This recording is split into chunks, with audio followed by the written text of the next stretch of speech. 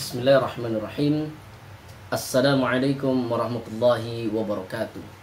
Alhamdulillahi rabbil alamin. Assalatu wassalamu ala sayyidina Muhammadin wa ala alihi wa sahbihi wa sallim ajma'in. A'udzu billahi minasyaitonir rajim. Bismillahirrahmanirrahim. Ya ayyuhalladzina amanu taqullaha haqqa tuqatih wa la tamutunna illa wa antum muslimun. Hadirin jamaah Muklis Channel yang dirahmati Allah Subhanahu wa taala, saudaraku kaum muslimin wa muslimat yang menyaksikan video ini, yang mudah-mudahan Allah berikan keberkahan dalam hidupnya dan segala aktivitasnya, serta rezekinya adalah rezeki yang diberkahi oleh Allah Subhanahu wa taala, sehingga dia senantiasa mendapatkan rahmat pula di sisi Allah Subhanahu wa taala. Saudaraku kaum muslimin yang dirahmati Allah, kembali lagi bersama kita di Muklis Channel. InsyaAllah kita akan sharing atau berbagi ilmu, dan pada kesempatan kali ini kita akan mengambil pelajaran daripada firman Allah Subhanahu wa taala dalam Quran surah As-Saff ayat 10 sampai dengan 11, yaitu di mana ada sebuah perniagaan atau perdagangan yang di sini memiliki keutamaan luar biasa dengan ganjaran pahala yang amat besar. Oleh karena itu, ini menjadi penting untuk kita pahami bersama, sehingga kita bisa mendapatkan apa yang dijanjikan Allah melalui ayat ini. Banyak sekali di antara kita yang memiliki profesi sebagai seorang pedagang. Lalu bagaimana agar perdagangan itu menjadi perdagangan yang bernilai, tidak hanya bernilai duniawi, tidak hanya menguntungkan dalam segi pandangan duniawi, tidak hanya menguntungkan dalam bentuk untung laba berupa uang yang bertambah atau kekayaan yang melimpah, tapi juga menjadi sebuah keuntungan akhirat yang di sini dicatat oleh Allah Subhanahu wa taala sebagai jihad di jalan Allah, sehingga kita akan mendapatkan banyak sekali ganjaran di sisi Allah Subhanahu wa taala. Dalam hal ini kita akan bacakan tafsir menurut pendapat para ulama yang ahli di bidangnya, karena kita harus faham betul posisi diri kita, bahwa kita ini belum bisa layak disebut sebagai seorang mufassir atau orang yang menafsirkan ayat-ayat Allah ataupun hadis Rasulullah SAW. Maka makom kita adalah menyampaikan tafsir yang sudah dijelaskan oleh para ulama, sehingga kita tidak termasuk apa yang dikatakan oleh Rasulullah SAW, falyatabawwa, ya. Jadi seorang yang dia berani mengatakan sesuatu berdasarkan Allah dan Rasulnya, padahal Allah dan Rasulnya tidak mengatakan demikian, maka silahkan dia mengambil posisinya di neraka. Dipersilahkan dia untuk mengambil posisinya di neraka. Ini sangat menakutkan. Maka bagi saya pribadi sangat khawatir dan sangat takut jika harus berkata sesuatu yang tidak berlandaskan. Maka untuk amannya, jadi kita yang sadar betul belum pada makomnya, maka lebih baik kita menyampaikan dengan jujur, sampaikan pendapat para ulama. Jangan sampai ketika menafsirkan ayat Al-Quran ataupun hadis Rasulullah itu dengan kalimat menurut saya. Kecuali jika kita memang sudah sampai pada makom yang berhak untuk menafsirkan ayat-ayat Allah Subhanahu wa taala. Namun kalau untuk saat ini sudah banyak sekali tafsir, buku-buku tafsir yang dapat kita baca, lalu kita pahami dan kita sampaikan kepada umat. Semoga ini menjadi ilmu bagi penyampai dan juga orang yang mendengarkan. Saudaraku yang dirahmati Allah, jadi pelajarannya adalah jangan sampai kita mengatakan sesuatu yang disandarkan kepada Allah ataupun Rasulnya, padahal Allah dan Rasulnya tidak mengatakan demikian. Contoh kalimat, kata Nabi SAW, kata Nabi, padahal Nabi tidak melakukan hal tersebut atau tidak mengucapkan hal tersebut. Lalu ini biasanya diucapkan karena kita pernah mendengarnya dalam bahasa Arab, sehingga kita mengira, oh ini kayaknya hadis nih, sehingga apa, dicatat, disampaikan ulang, padahal itu bukan hadis misalnya. Seperti kalimat an-nazafatu minal iman, gitu ya. Ada sering kita ucapkan, kebersihan sebagian dari iman. Dulu pernah ada sebagian mengatakan kalau ini adalah hadis. Nah, ternyata itu bukanlah hadis. Itu hanya kalau kita bahasakan seperti jargon, gitu ya, atau seperti kata-kata lah. Tapi dalam hadis memang ada disebutkan, dalam hadis Arba'in Nawawi misalnya, dikutip oleh Imam An-Nawawi, sebuah hadis yang berbunyi at-tahuru syatrul iman. Nah, itu mirip-mirip tuh redaksinya. Artinya kebersihan itu atau kesucian itu adalah bagian syarat untuk memenuhi daripada keimanan kita. Saudaraku yang dirahmati Allah, Apa pelajaran yang dapat kita petik daripada surah As-Saff ayat 10 sampai dengan 11 ini? Pada ayat 10 Allah katakan, A'udzubillahi minasyaitonirrajim. Ya ayyuhalladzina amanu hal adullukum ala tijaratin tunjikum min adzabin alim. Kata Allah, wahai orang-orang yang beriman, maukah kamu aku tunjukkan suatu perdagangan yang dapat menyelamatkan kamu dari azab yang pedih? Allah panggil kita nih. Allah gunakan kalimat ya ayyuhalladzina amanu dalam ayatnya. Allah seru kita. Maka Syekh Ali Jabir almarhum, beliau pernah mengatakan dalam sebuah ceramahnya, semoga Allah menempatkan beliau di tempat terbaik di sisinya. Beliau pernah mengatakan, ketika kita baca Al-Quran lalu ada kalimat ya ayyuhalladzina amanu, maka jangan buru-buru kita untuk melanjutkan kalimat selanjutnya. Maka lebih baik kita renungkan dulu.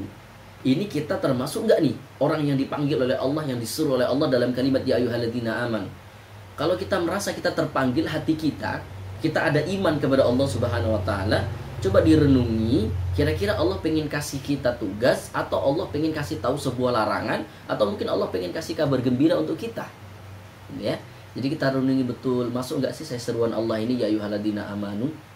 Kemudian disampaikan pula ketika ya ayyuhalladzina amanu, ini adalah seruan Allah kepada hambanya yang ada iman dalam hatinya.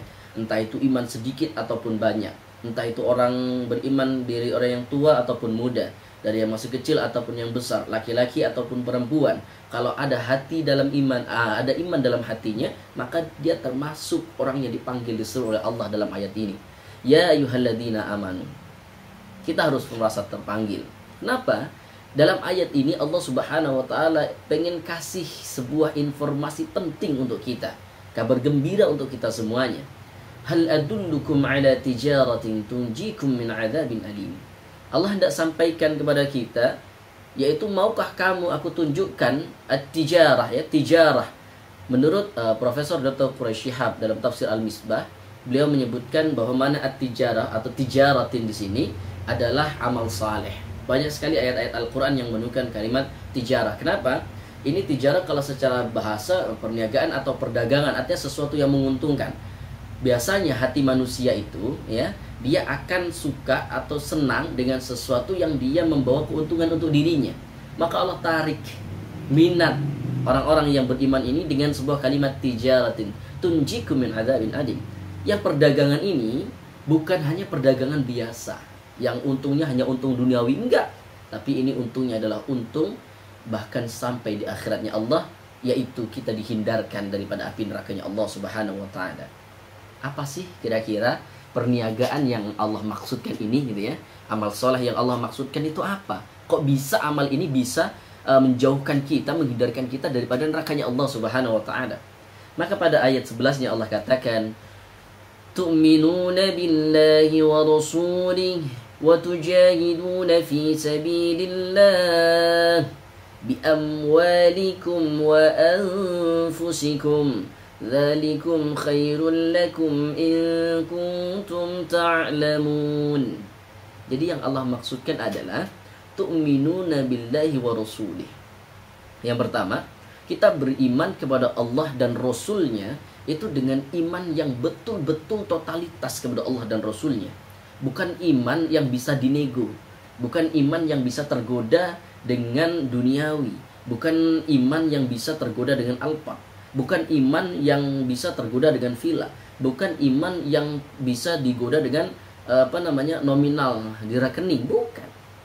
Tapi iman yang betul kepada Allah, iman yang benar kepada Allah, iman yang penuh keyakinan kepada Allah Subhanahu wa taala dan Rasulnya.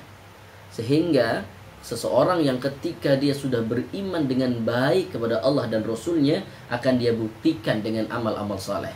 Sehingga kalau kita lihat dalam beberapa ayat Al-Quran, ketika Allah menyebutkan amanu, pasti diiringi dengan kalimat wa amilus salihat. Kenapa? Sebab bentuk daripada keimanan seseorang itu, pengaplikasiannya adalah melalui amal-amal solehnya. Orang beriman itu beramal soleh, gitu ya. Tapi apakah orang yang beramal soleh, maksudnya berbuat baik itu sudah pasti beriman? Belum tentu, gitu ya. Jadi orang yang beramal soleh belum tentu dia beriman kepada Allah. Banyak nggak? Banyak. Dia sedekah tapi tidak beriman kepada Allah, gitu ya. Dia membantu orang lain tapi dia tidak beriman kepada Allah. Tapi kalau orang yang beriman kepada Allah Subhanahu wa taala, pasti dia ciri-cirinya adalah dia senang dengan amal saleh. Kenapa? Karena pembuktian imannya itu adalah dengan amal salehnya. Tu'minuna billahi wa rasulih. Mari sama-sama bagaimana cara kita untuk memperbaiki iman kita kepada Allah dan Rasulnya, ketakwaan kita kepada Allah dan Rasulnya, sehingga Al-Quran memesankan wa tawassaw bil haqq wa tawassaw bis sabr. Tugas kita adalah saling ingat mengingatkan, nasihat menasihati, tegur sapa. Kalau ada teman yang salah diingatkan dengan cara yang bijak. Jangan dicela atau diingatkan, yaitu diingatkan di depan orang banyak. Kenapa? Karena itu akan buat dia malu. Tapi dalam kesendirian, hanya berdua empat mata, kita sampaikan apa kesalahannya, kita ingatkan dengan cara yang bijak. Sehingga apa? Orang tersebut tidak malu dan dia ada keinginan untuk berubah. Ini luar biasanya Islam demikian. Mengajarkan kita, kalau pengen baik itu jangan baik sendiri gitu loh. Kalau pengen baik itu baiknya bareng-bareng. Kalau pengen masuk surga ya jangan sendiri. Masuknya bareng-bareng. Maka saling ingat mengingatkan tuh. Ada temannya yang belum sholat, ayo ajak sholat. Ada yang sudah sholat tapi belum mau berjamaah, ajak berjamaah. Ada yang puasa masih makan siang-siang, misalnya bulan puasa, ajak untuk puasa. Ada yang masih malas sholat tarawih, ajak untuk tarawih. Jangan malah mengeluarkan statement yang ini akan membuat orang merasa dia gagal menjadi seorang hamba. Contoh, ini mendekat puasa nih. Ketika sholat tarawih, misalnya ya, ada yang mengatakan seperti ini. Kalau kita tidak sholat tarawih, maka kita akan menjadi orang yang sangat rugi, karena tarawih hanya ada di bulan Ramadan. Kalau sekilas emang tidak salah, tapi dia akan salah ketika ini didengar oleh sahabat kita, saudara kita yang mendapatkan tugas kerja di malam hari, satpam ya, atau mungkin teman-teman kita dari kalangan ojol yang mereka harus mencari nafkah itu misalnya di malam hari, itu kerjanya di malam hari. Atau teman kita yang dapat tugas piket kantornya di malam hari, jaga kantor misalnya. Maka apa? Ini akan melukai hati mereka. Kenapa? Karena mereka dalam hatinya juga pengen untuk sholat tarawih, baik sendiri ataupun berjamaah. Tapi karena dia mendapatkan tugas pekerjaan yang pada dasarnya ini adalah wajib. Kalau tarawih sunnah, tapi kalau bekerja mencari nafkah itu wajib. Ini jangan sampai melukai hati mereka. Adapun ketika ingin menyampaikan, kalaupun tidak mampu atau belum sempat untuk sholat berjamaah tarawihnya, maka bisa bergantian dengan teman kerjanya untuk sholat tarawih sendiri. Nah, saudara yang dirahmati Allah, yang mudah-mudahan kita senantiasa dalam hidayah Allah Subhanahu wa taala. Wa tujahiduna fi sabilillah. Kemudian adalah beramal saleh kepada Allah Subhanahu wa taala dengan sebuah jihad di jalan Allah. Jihad ini kalau kita bahasakan ya secara bahasa biasa, maka makna jihad yang kita pahami adalah berperang, gitu ya. Berperang dengan orang di luar di luar Islam untuk menegakkan agama Allah atau memperjuangkan agama Allah. Tapi tidak demikian untuk konteks di negara kita yang aman. Jadi kita bisa berjuang dengan di agama Allah Subhanahu wa taala dengan dua hal, bi amwalikum wa anfusikum, yaitu dengan harta kita. Kita dermakan sebagian daripada rezeki yang kita punya ini untuk masjid kah, untuk pesantren, untuk yayasan yatim piatu, untuk yayasan duafa, untuk yayasan panti jompo, dan segala macam. Banyak sekali cara kita berjihad dengan harta. Maka sampai-sampai ada sahabat yang kalau kita bahasakan iri lah gitu ya. Iri dengan sahabat Rasulullah yang memiliki kekayaan. Kenapa? Karena dia tidak bisa beribadah sebagaimana ibadahnya orang yang kaya. Kan salah satu kelebihan orang kaya itu, dia bisa beribadah dengan ibadahnya orang miskin, tapi orang miskin tidak bisa beribadah dengan ibadahnya orang kaya. Kalau untuk sedekah, orang kaya luar biasa gampangnya kan. Keluarkan 100 ribu, 200, 1 juta, 2 juta, 100 juta, itu gampang bagi orang kaya. Tapi tidak untuk orang miskin. Orang miskin ketika dia pengen mengeluarkan hartanya mikir, oh kalau saya sedekahkan saya nggak makan. Kalau saya nggak makan saya mati, misalnya demikian. Sehingga apa? Wah luar biasa nih, berperang dalam otaknya. Tapi pernah disampaikan oleh Al-Mukarram Gus Bahar, kata beliau, kalau kita ingin bersedekah, berinfak ini selagi miskin. Ya logikanya begini, kita punya uang 100 ribu ini dalam kondisi masih susah ya. Kita sedekahkan 50 ribu, itu nggak kerasa berat.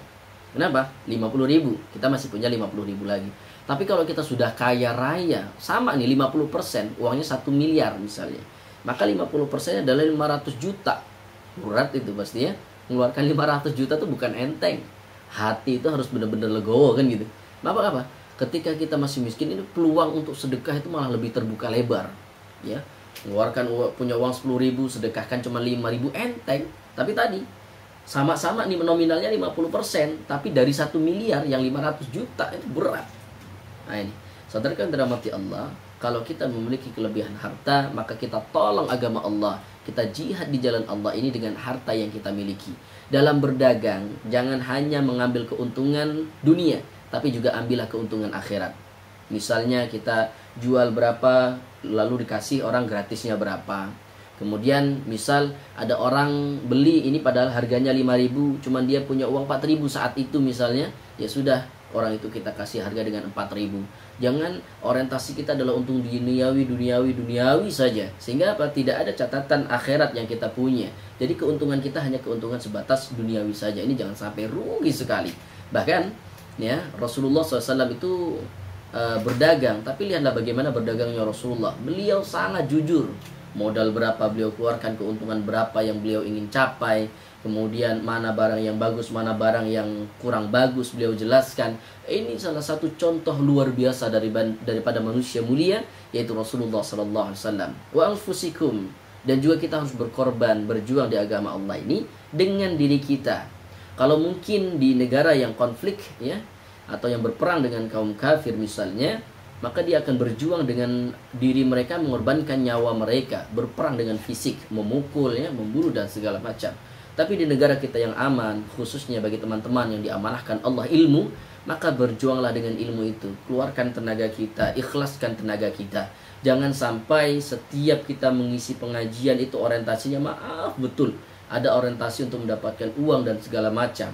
Orientasinya orientasi dunia. Kalau saya ngisi di sana berapalah ya, kayaknya kecil, ya udahlah saya ngisi di sana saja. Sehingga apa? Yang sudah kita janjikan jadwalnya kita batalkan. Kenapa? Kita ngambil yang lebih besar nominalnya. Auzubillah min dzalik.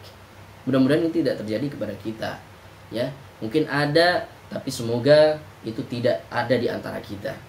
Jadi jangan sampai kita sudah punya jadwal satu di sini misalnya ya, kemudian karena ini lebih besar, jadi kita tinggalkan yang ini. Kecuali jika kita ingin memberikan peluang dakwah kepada saudara kita yang lain. Ada teman kita, misalnya Jumat ini dia tidak punya jadwal gitu ya, sedangkan kita tahu potensinya bagus, kita taruh di masjid yang kita tadi pertama. Kenapa? Karena kita ingin mengisi di masjid yang kedua. Kenapa? Agar dua-duanya ini ada jalan dakwah di sana, ada perjuangan dakwah, ada perjuangan keringat yang mengalir ketika berjalan menuju tempat tersebut. Sehingga apa? Ilmu yang disampaikan itu menjadi ilmu yang manfaat, bukan hanya untuk temannya tapi juga untuk dirinya. Kenapa? Karena dia sudah memfasilitasi orang tersebut untuk beramal soleh dengan ilmunya. Mudah-mudahan kita termasuk orang yang demikian, yaitu orang yang berani untuk berjuang di jalan Allah, berani lelah di jalan Allah Subhanahu wa taala tanpa mengharapkan ya iming-iming dunia. Kenapa? Karena ketika kita sudah mengabdikan diri kita kepada Allah, maka yakin Allah akan menolong kehidupan kita yang ada di dunia ini. Permasalahan hidup kita akan dibantu oleh Allah Subhanahu wa taala insyaallah. Saudaraku yang dirahmati Allah, dzalikum khairul lakum in kuntum ta'lamun. Kembali menurut Profesor Dr. Quraish Shihab dalam tafsir Al-Misbah, ini merupakan sindiran Allah Subhanahu wa taala. In kuntum ta'lamun, dalam beramal soleh kita harus tahu dengan ilmunya. Jangan sampai kita beramal soleh ini tanpa ilmu, karena amal soleh yang dilakukan tanpa ilmu itu akan menjadi sia-sia. Salat tanpa ilmu, salatnya bisa jadi sia-sia. Wudhu tanpa ilmu, maka wudhunya bisa jadi sia-sia. Kenapa? Karena dia tidak tahu mana urutannya, dia tidak tahu takbir dulu atau salam dulu dan segala macam. Sehingga apa? Amal soleh itu harus diiringi dengan ilmu pengetahuan atau ilmu yang mendasari amal yang kita lakukan tersebut. Lalu ganjarannya apa? Daripada perniagaan yang Allah janjikan tadi, yang pertama adalah yaghfir lakum dzunubakum. Allah ampunkan dosa-dosa kita. Alangkah luar biasanya, alangkah pemurahnya Allah Subhanahu wa taala dengan beriman kepada Allah dan Rasulnya, dengan berjihad di jalan Allah dan Rasulnya, dengan harta dan jiwa kita, maka ganjaran yang luar biasa Allah berikan adalah ampunan daripada Allah Subhanahu wa taala. Tidak ada hal yang lebih besar keutamaannya melainkan rahmat Allah berupa ampunannya. Karena kalau Allah sudah mengampuni hambanya, maka Allah ridho dengan hamba tersebut. Dan kalau Allah ridho dengan hamba tersebut, surga sudah pasti didapatkan oleh hamba itu. Singkat saja, wa yudkhilkum jannat tajri min tahtiha al-anhar. Nih, nggak cuman diampuni dosanya, tapi ternyata Allah sudah siapkan surga bagi orang-orang yang melakukan perniagaan atau tijarah yang kita sebutkan di awal tadi. Allah janjikan surga kepada orang yang melakukannya. Kenapa? Karena itu sangat berat kecuali bagi mereka yang betul-betul iman kepada Allah dan Rasulnya. Sehingga Allah janjikan ganjaran yang luar biasa, tidak hanya berupa ampunan, tapi juga berupa surga yang mengalir di bawahnya sungai-sungai.